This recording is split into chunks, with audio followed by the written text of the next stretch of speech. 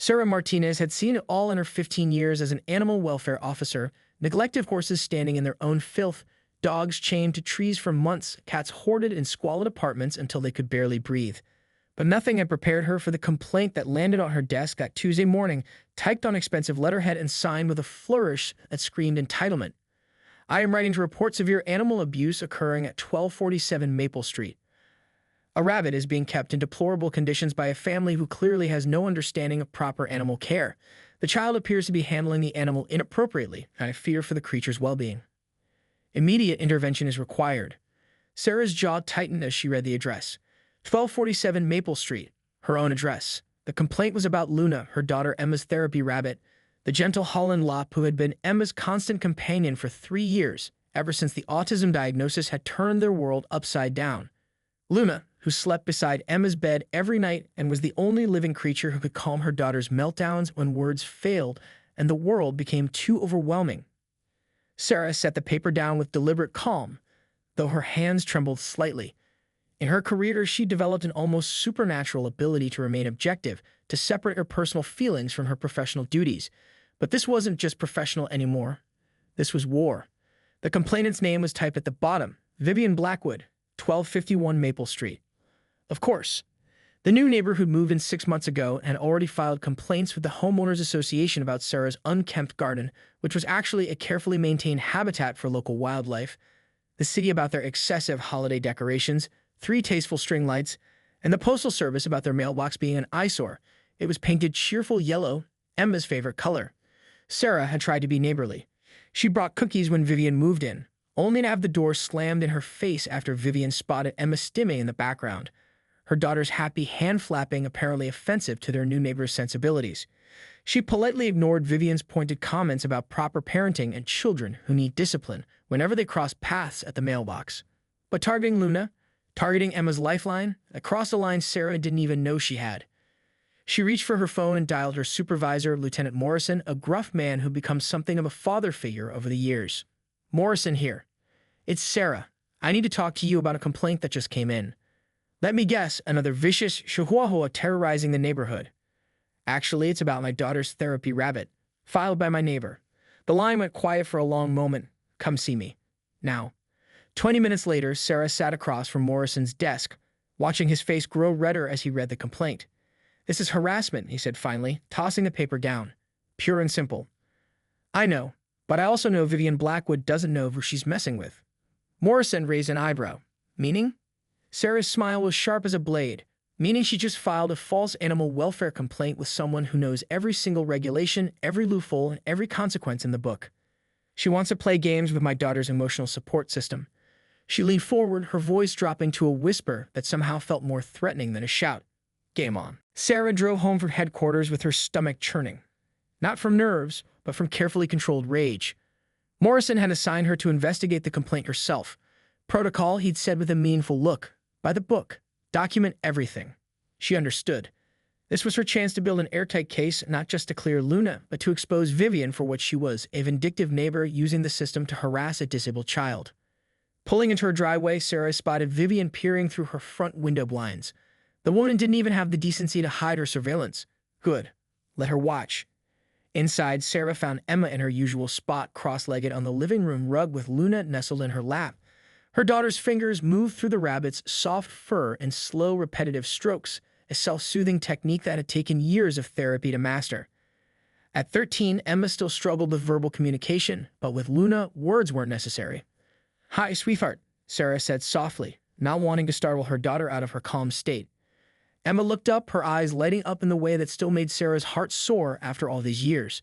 "Luna's being extra snuggly today," she said, her voice carrying the slight monotone typical of her autism.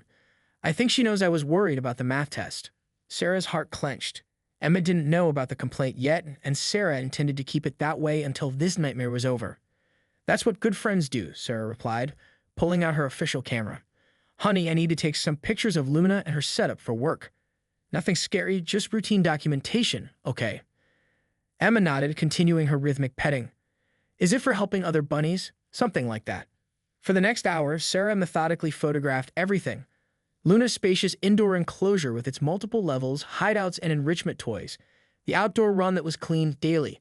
the premium hay and pellets, the water bottle that was refreshed twice daily, Emma's gentle handling techniques.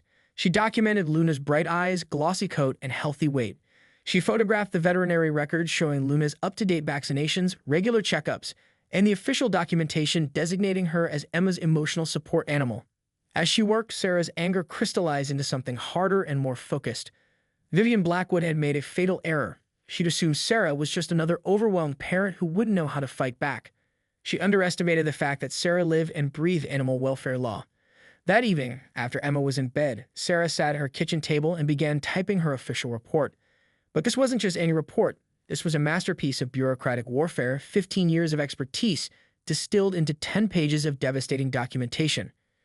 She detailed Luna's living conditions, which exceeded every standard in the municipal code by substantial margins. She referenced specific sections of the Animal Welfare Act that Vivian's complaint violated by filing false accusations. She included statements from Emma's therapist, Luna's veterinarian, and their previous neighbors who could attest to the rabbit's excellent care. But the real stroke of genius came in her final paragraph, where she recommended that the complainant be investigated for harassment under Municipal Code 14.27, which prohibited the malicious filing of false animal welfare reports. The fine? $5,000 and potential criminal charges. As she proofread the document, Sarah's phone buzzed with a text from an unknown number. Saw the animal control van at your house today. Hope they take that rabbit away from your weird daughter. Some people shouldn't have pets. Sarah stared at the message, then slowly began to smile. Vivian had just made her second fatal mistake. She put her harassment in writing. Screenshots captured, evidence preserved, Sarah added an addendum to her report documenting this latest violation. Now she had Vivian for harassment, filing false reports, and potentially cyberstalking. Through her kitchen window, she could see Vivian's house, the lights still on despite the late hour. Tomorrow, Sarah would file her report, and the wheels of justice would begin to turn. But tonight, she had one more thing to do. She opened her laptop and began researching Vivian Blackwood's property records, business licenses, and previous addresses.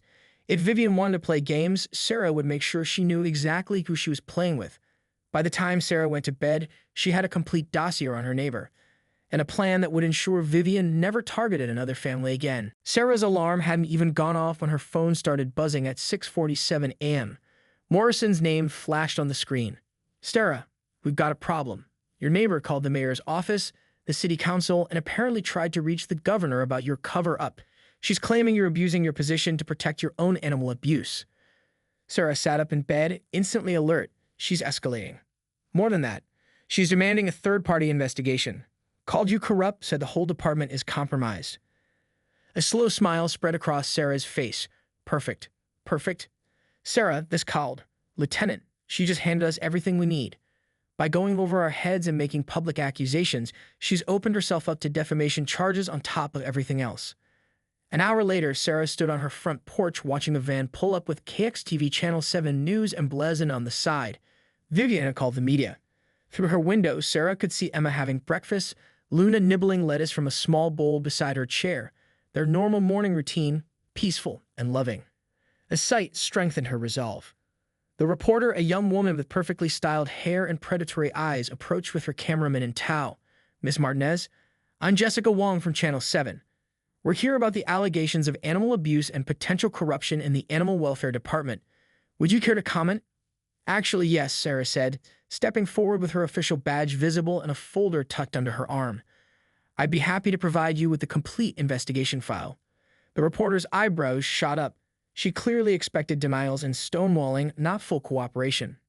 As a certified animal welfare officer with 15 years of experience, I conducted a thorough investigation into the complaint filed against this household. I'm prepared to share the findings publicly. Sarah opened her folder and began reading from her report in her clear, professional voice. The subject animal, a Holland lop rabbit named Luna, is housed in conditions that exceed municipal standards by 300%. The enclosure measures 48 square feet, while code requires only 12. The animal receives veterinary care that surpasses minimum requirements. As she spoke, neighbors began emerging from their houses, drawn by the commotion. Mrs. Chen from across the street, who watched Emma grow up. The Johnsons from next door, whose own son was on the autism spectrum. Mr. Rodriguez, a retired teacher who'd often complimented Emma's gentle way with animals. Furthermore, Sarah continued, the complainant, Vivian Blackwood, has engaged in a pattern of harassment that includes filing false reports, sending threatening text messages, and making defamatory statements to public officials. She handed the reporter printed screenshots of Vivian's text message and a timeline of complaints filed against her family. This isn't about animal welfare, Sarah said, looking directly into the camera. This is about a neighbor who has systematically targeted a family with a special needs child because she disapproves of their lifestyle. The reporter was frantically taking notes. These are serious allegations. Do you have evidence of this harassment? I have 18 months of documented incidents, 3 witnesses, and recorded conversations. I've also discovered that Ms. Blackwood filed similar complaints against families in her previous neighborhood in Sacramento, families that also happen to have children with disabilities. That last part was Sarah's masterstroke. Her late-night research had revealed Vivian's pattern. She'd moved 3 times in 5 years, each time leaving behind a trail of complaints against families with special needs children. As if summoned by the mention of her name, Vivian's front door flew open. She marched across her lawn in a pink bathrobe and matching slippers, her face contorted with rage. She's lying, Vivian shrieked at the camera. That rabbit is suffering. That child doesn't know how to care for animals. Look at her. She's not normal. The words hung in the air like a toxic cloud. Sarah saw several neighbors step back, shock written across their faces. Mrs. Chen's hand flew to her mouth. Ma'am, the reporter said, shoving the microphone toward Vivian. Can you clarify what you mean by not normal? Vivian's face flushed red. You know what I mean. Autistic children shouldn't have pets. They don't understand. My daughter, Sarah interrupted, her voice carrying the authority of years in law enforcement, is a 13-year-old girl who has shown nothing but compassion and responsibility in caring for her therapy animal. Luna isn't just a pet. She's medically prescribed support for Emma's autism. She turned to address the camera directly. What we're witnessing here is disability discrimination, harassment, and the filing of false police reports, all of which are crimes in this state. Vivian's mouth opened and closed like a fish. Around them, the gathering crowd of neighbors began to murmur. Sarah caught fragments. That poor girl, always so sweet. What's wrong with this woman? I'd want that animal removed.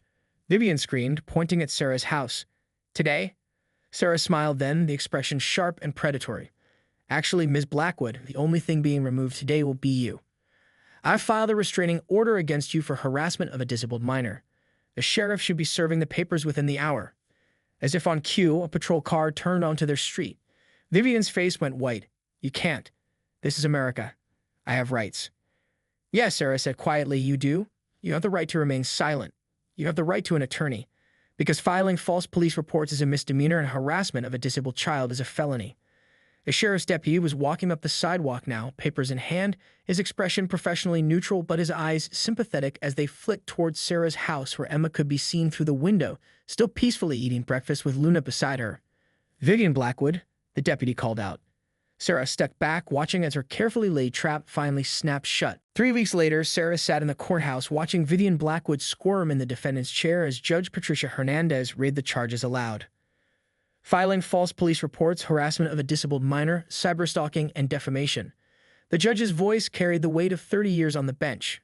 Ms. Blackwood, these are serious charges with serious consequences. Sarah had taken the morning off to attend the hearing, but her real focus was on the folder in her lap. Not legal documents this time, but thank you letters. Dozens of them from families across 3 counties who had reached out after the news story aired. The story had gone viral within hours of broadcast. Hashtag Justice for Luna had trended on social media for 2 days. But more importantly, it had given other families the courage to speak up about their own experiences with Vivian Blackwood and people like her. The Sacramento family Sarah had discovered in her research had come forward with their own documentation of Vivian's harassment.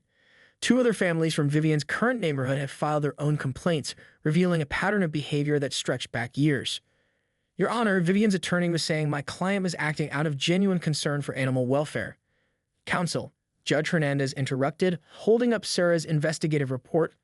I've reviewed Officer Martinez's documentation. This rabbit receives better care than some people's children. The living conditions exceed every municipal standard, the veterinary care is exemplary, and the emotional bond between the animal and the child is clearly therapeutic. Sarah glanced at the gallery where Emma sat with her grandmother, Luna's carrier beside her feet. Emma had insisted on bringing Luna to court so the judge can see how good she is. Sarah had managed to get special permission, and Luna had indeed made an impression. The bailiff had been sneaking her carrot pieces all morning. Furthermore, the judge continued, the evidence shows a clear pattern of harassment targeting families with special needs children. This appears to be less about animal welfare and more about Ms. Blackwood's personal prejudices. Vivian's face had gone from red to white to a sickly green. Her attorney whispered something in her ear, but she shook her head violently. I was trying to help. Vivian burst out, standing despite her lawyer's restraining hand. That child doesn't understand proper animal care. She's autistic, Judge Hernandez said quietly. Yes, Ms. Blackwood, we're all aware.